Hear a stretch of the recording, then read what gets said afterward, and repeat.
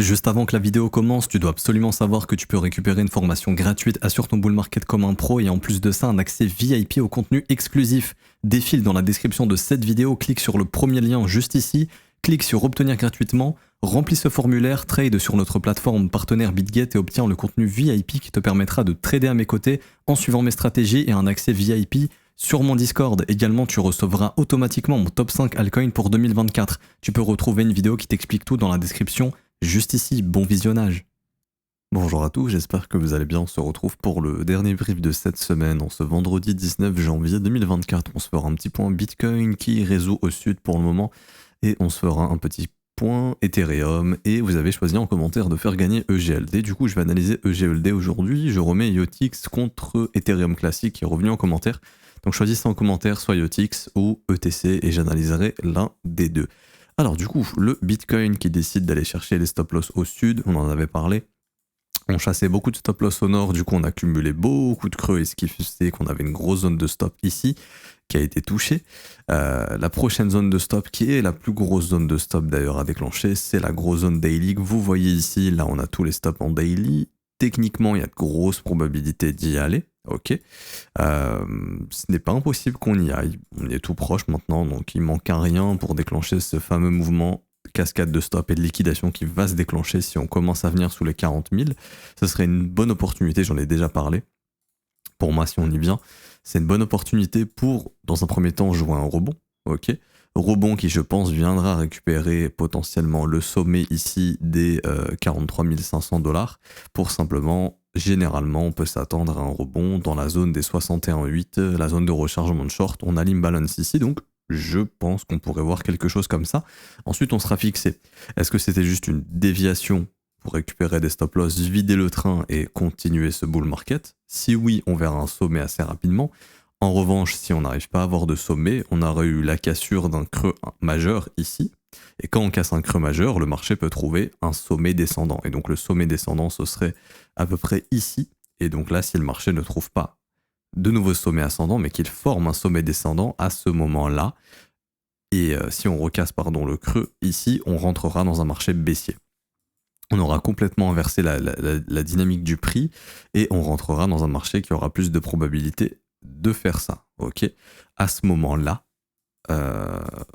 premier objectif, c'est 36 200 $, donc c'est le premier arrêt ici. Si on est toujours dans un bull market, on n'est pas censé casser ce niveau, donc on peut très bien faire un piège comme ça et très vite retourner le prix, ça c'est pas impossible. Mais si vraiment on casse ce niveau, à ce moment-là, bon déjà la règle dit que généralement on peut venir chercher 61,8, donc là ça serait 28 000 $, mais je pense perso qu'on viendra chercher ici cette zone de stop et cette zone d'imbalance, donc entre 30 400 et 32 900 $. C'est une zone qui a énormément de probabilité de retourner le marché. Si on y vient et que ça ne retourne pas le marché, à ce moment-là, prochaine zone, ça serait les 61,8, donc 28 000 $, voire tous les stops accumulés sous la zone des 24 300 $ et toute la zone d'imbalance qu'on voit ici. Donc là, ça serait entre 24 000 et 20 700 $. On est très très loin de tout ça pour l'instant, vous inquiétez pas. Ça, c'est vraiment au cas où scénario catastrophe et on retrace une grosse partie de la hausse et on fait un peu comme on avait fait en 2019. Là, j'ai pas tout l'historique, quoique, non, je l'ai pas, mais à l'époque, on avait retracé une bonne partie du mouvement haussier qu'on avait eu avant le bull market. Bon, encore une fois, ça veut pas dire que ça arrivera. Ce que je vous invite à surveiller sur du court terme, ça on s'en fout là pour l'instant le daily. Ce que je vous invite à surveiller déjà, c'est que on a chassé le bas du range, ok. On a chassé le bas du range et c'est pas dit qu'on aille récupérer les stops sous 40 200.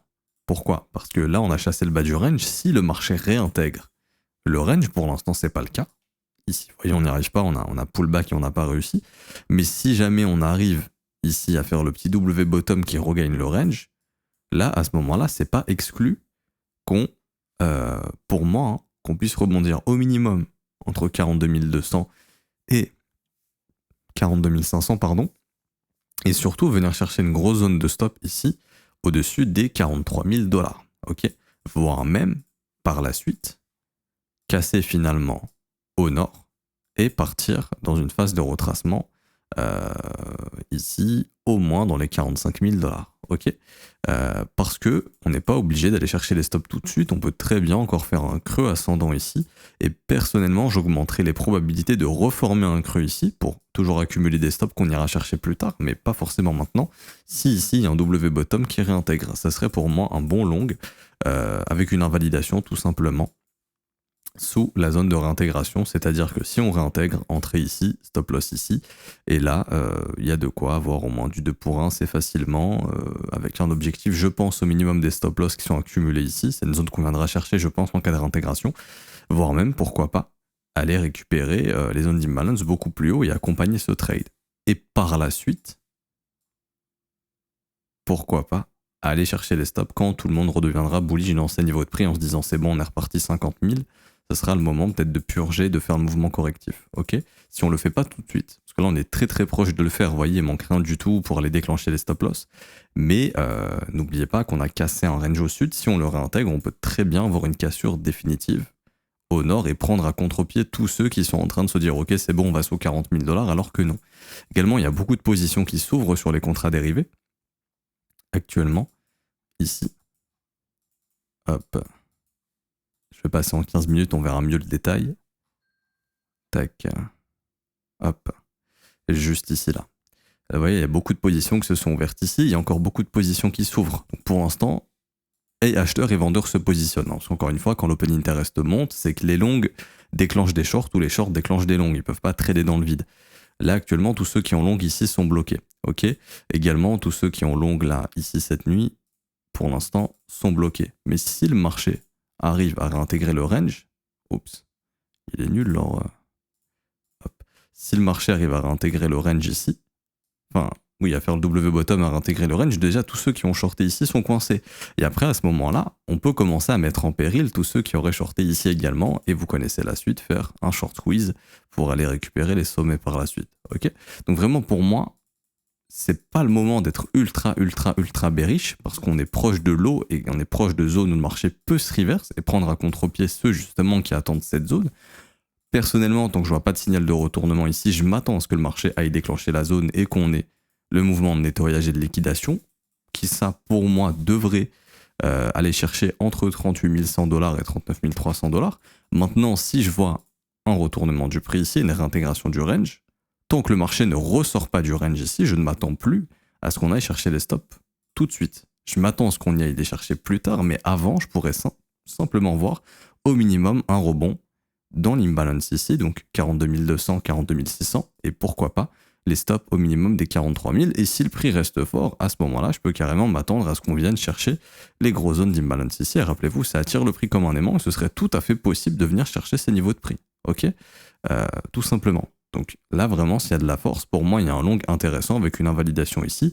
Si ça invalide, tout simplement, ça va déclencher le nettoyage. Par contre, si ça invalide pas, c'est un bottom pour jouer un rebond assez intéressant. Donc c'est une question de risk-reward que je trouve intéressante ici, tout simplement. Voilà, je voulais vous partager tout ça.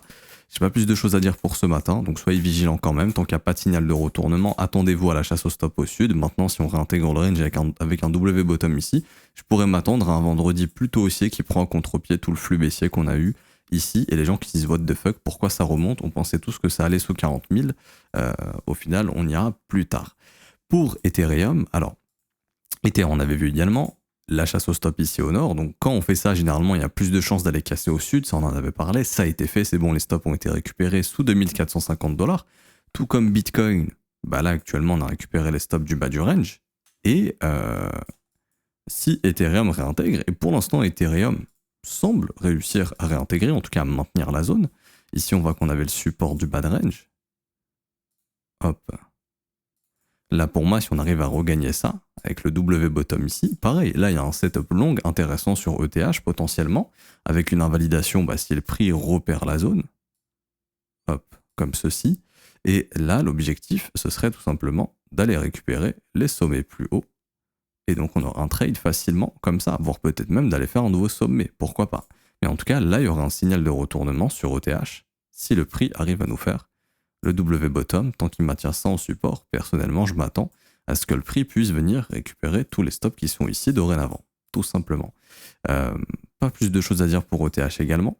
En daily, on attend toujours de voir justement si la zone d'imbalance peut tenir et si la zone de pullback peut tenir. Ici, pour l'instant, c'est intact. Donc ça, il n'y a pas de problème. Je peux mettre ça en vert d'ailleurs, parce que maintenant, c'est un support. Ça, je m'en fous maintenant. Hop. Et du coup, tout naturellement, pour maintenant que la zone, elle tient ici, on est plutôt dans une optique d'avoir un flux haussier par la suite. Si un jour on réintègre ça, on en avait parlé, ça commence à devenir plus baissier et carrément, pourquoi pas, avoir une résolution baissière. Ça suivra le Bitcoin. Mais pour venir chercher, je pense déjà la zone de pullback, les 2360, faut que Bitcoin déclenche son mouvement correctif. Ok. Si Bitcoin déclenche sous les 40 000, Ethereum va probablement venir chercher, je pense personnellement, la prochaine zone d'imbalance ici entre 2330 et 2280, c'est rapidement. Ça ferait une chute d'environ 5 à 7%. Bitcoin, lui, s'il vient déclencher les stops, ça lui fait une chute de 3, mais on avait dit que ça pouvait aller jusqu'à 38 000 à peu près, donc ouais, entre 3 et 7%, donc ça ramènerait ETH dans la zone qu'on a vue également. Pas plus de choses à dire également sur ETH, donc encore une fois, vigilance, parce que ça peut vraiment être une zone de retournement et prendre à contre-pied tous les vendeurs qui se sont jetés dans le short ces derniers jours, histoire de les punir, ok. Si ça se retourne pas, c'est-à-dire pas de force, pas de W bottom qui se forme, ou un W mais qui se fait réintégrer comme ça, continuation baissière, et ça suivra le Bitcoin. Pour moi, le plus important, c'est le Bitcoin, encore une fois, ETH va suivre au Bitcoin. Si Bitcoin ici n'arrive pas à rien faire, ce sera continuation baissière. Si on arrive à faire la structure, je peux m'attendre à du flux haussier et pareil sur ETH, donc vraiment vigilance sur ces niveaux de prix. Comme j'ai dit, c'est pas le moment d'être ultra bearish à l'approche de l'eau, parce que des fois le marché fait un petit piège, on continue de les accumuler, qui nous dit qu'on peut pas en faire encore un creux ici, pour accumuler encore plus de stops dans cette zone pour aller les chercher plus tard. Donc c'est pour ça, soyez pas agressifs et soyez pas en train de shorter massivement le marché ici, parce que vous pouvez vous prendre un contre-pied avant qu'on aille chercher vos objectifs baissiers. Ok. Et du coup, je vous invite à surveiller les structures horaires. J'ai fini pour Bitcoin, j'ai fini pour Ethereum, on peut passer à EGLD. Alors, EGLD, bon, il y a eu ce petit narratif où Ethereum était un petit peu en PLS, donc on cherchait des chains qui pouvaient rivaliser avec Ethereum. On a eu un beau rallye, on a cassé des résistances, donc ça augmente drastiquement les probabilités d'avoir trouvé un bottom autour des 22$ et de commencer à trouver du creux ascendant. Ok, creux ascendant pour former une structure de bottom long terme et repartir dans un bull market par la suite. Pourquoi ? Parce qu'on est venu casser des sommets descendants. Hein, ici, vous voyez, sommet qui casse du creux, donc ce sommet était un sommet descendant.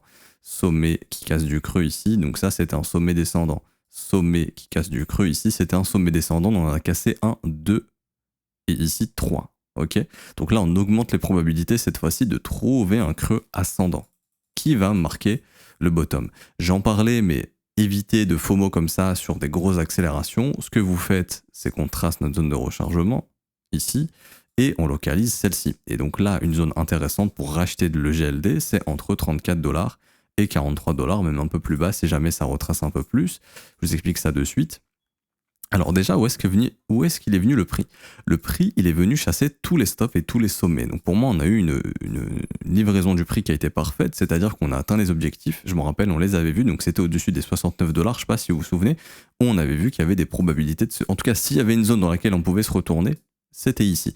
Le marché y est venu, et là, bam, pattern de retournement. Donc je prends la bougie la plus haute ici. Tac.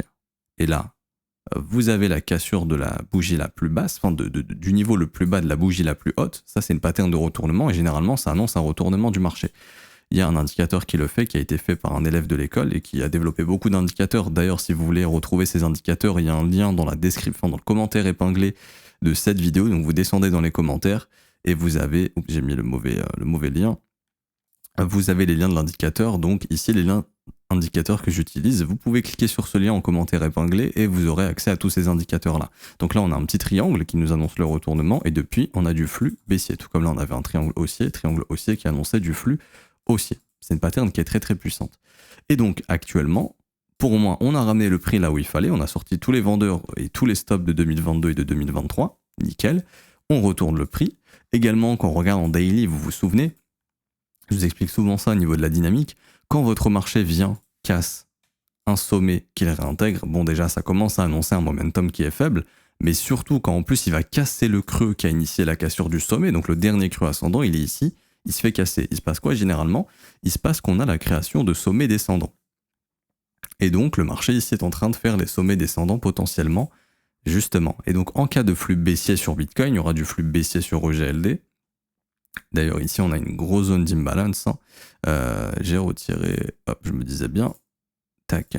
On a une grosse zone d'imbalance ici avec beaucoup de stops. Je ne serais pas étonné qu'un jour, il y ait un rebond dans cette zone pour former le sommet descendant et continuer d'aller plus bas. La question, c'est est-ce qu'on le fait maintenant, ce rebond, ou est-ce qu'on le fera plus tard? Ok. Bref, parenthèse fermée. Donc, cassure du dernier creux. On est pour moi baissier maintenant. On a réintégré le sommet. Donc déjà, on est venu chercher la zone qu'on avait identifiée, les 70 $. Ensuite, on a réintégré le sommet. Donc déjà ça, comme je le dis souvent, c'est pour moi le moment de se hedger. Parce que derrière, si on pète le creux, on repasse baissier. Donc là, en fait, il y avait la possibilité d'exit à 69 $. C'était plutôt cool.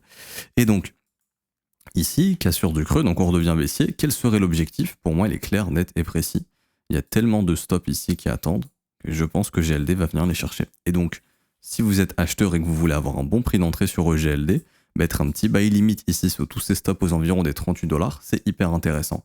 Également, ça va correspondre ici à la zone de stop que vous voyez en weekly, mais également à la grosse zone d'imbalance de la bougie vectorielle. S'il y a bien une zone dans laquelle EGLD peut tenter de former son creux ascendant, c'est bien dans cette zone. Personnellement, je m'attends à ce que EGLD ait de grosses probabilités de chercher les stops ici, ok, et par la suite, quand ça réintègre, à ce moment-là, de développer un bottom et d'aller former par la suite les sommets, enfin le creux ascendant qu'on cherche, hein, parce qu'ici pour moi c'est bon, le travail a été fait, il n'y a plus grand chose à aller chasser.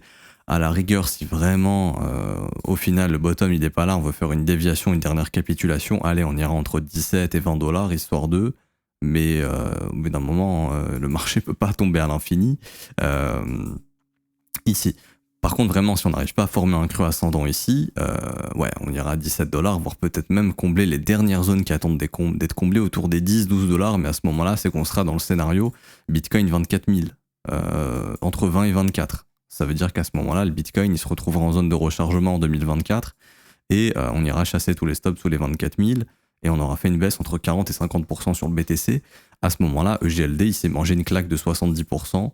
70%, oui, ça nous ramène bien dans les zones qu'on a vues, 10, 15 $, etc., etc. Ça, c'est si Bitcoin fait le scénario 20 000, 24 000 $ en 2024. Pour moi, si le Bitcoin ne fait pas ce scénario-là, je pense qu'on trouvera le creux ascendant et la zone ultime, c'est 30, 38 $. Pour moi, il faut l'acheter si si vous voulez capturer potentiellement le prochain bottom sur EGLD.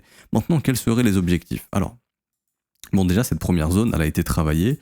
Ok, donc déjà ça a été fait, pas besoin, enfin c'est bon, c'était la première étape, on l'a fait, let's go. Quels sont les prochains objectifs? Alors, on va regarder sur l'autre gauche et on va trouver ça tout de suite. Prochain objectif, pour moi, ce sera les 103 $. Au-dessus des 103 $, ce sera un objectif qui est réaliste. Également, prochain objectif, si on ne trouve pas de top au-dessus des 103, je pense que ce sera au-dessus des 170. Là, je vais commencer à tracer un fil pour voir où seraient les objectifs de retracement.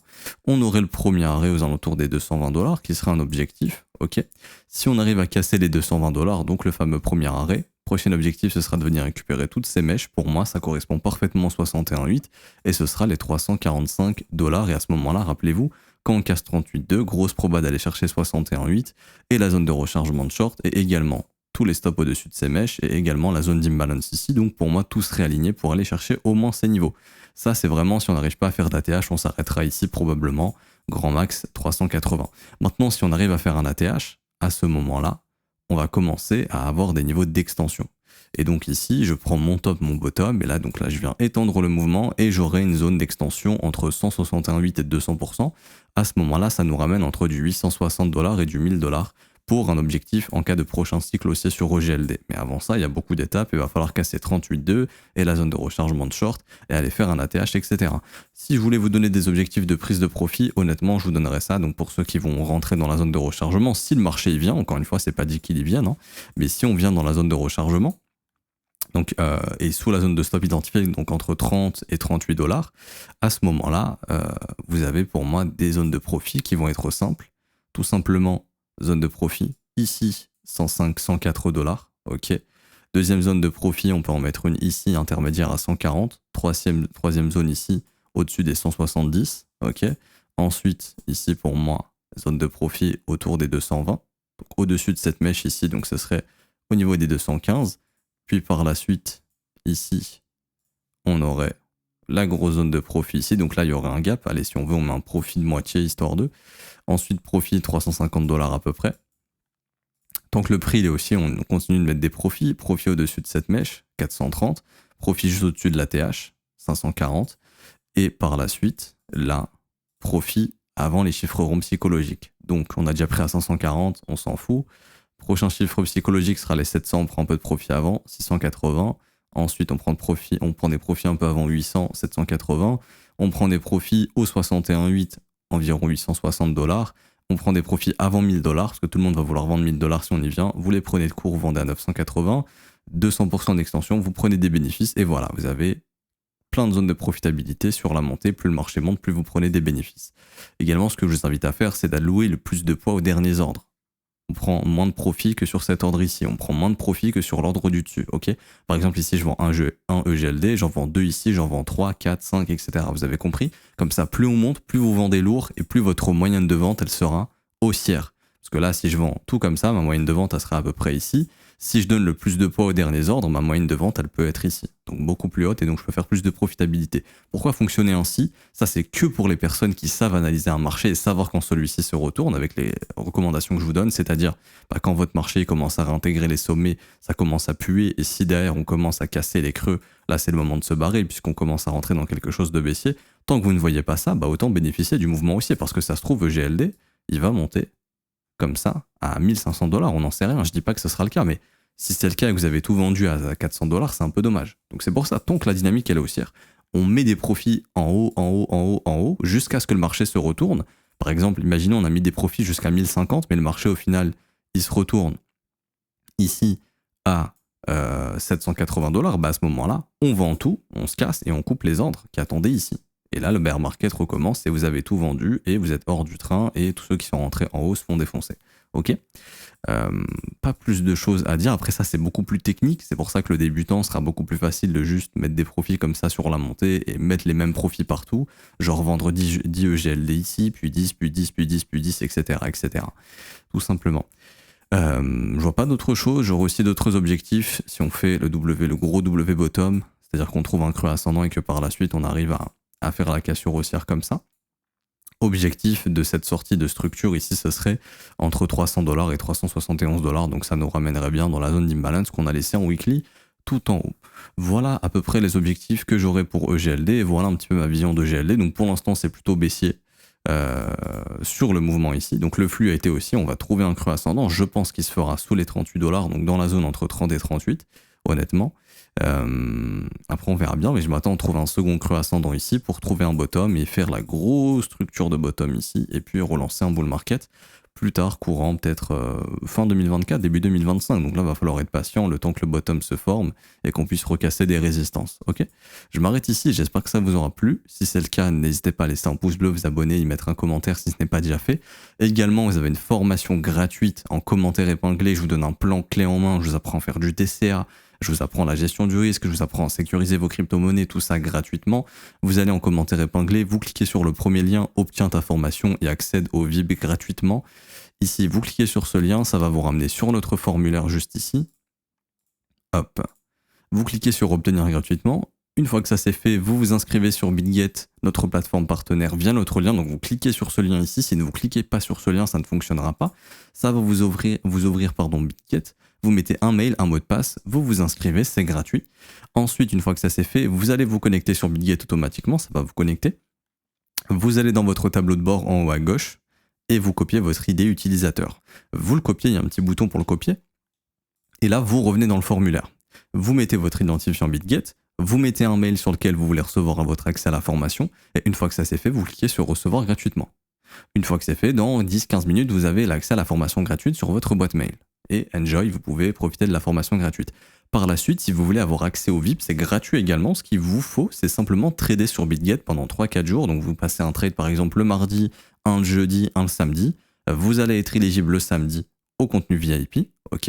Et après ce moment-là, vous avez accès au Discord, aux vidéos exclusives. Donc là, on a fait toute une formation pour apprendre le trading gratuitement. Vous avez des modèles qui vous sont enseignés, gestion du risque, il y a plein d'autres choses qui vous attendent, un PDF de money management, enfin il y a plein de choses, tout ça c'est gratuit également, mais c'est que pour les VIP, des trades qu'on vous envoie en direct et des streams qu'on fait en direct Également, vous pouvez poser vos questions, on y répond. Donc c'est vraiment de la pédagogie, on vous accompagne et ça totalement gratuitement. Et en plus de ça, il y a des grosses nouveautés qui arrivent très bientôt. On est en train de bosser dessus actuellement. Je pense que ça va vous plaire. Je peux pas vous en dire plus. Donc tout ça, c'est pour le VIP.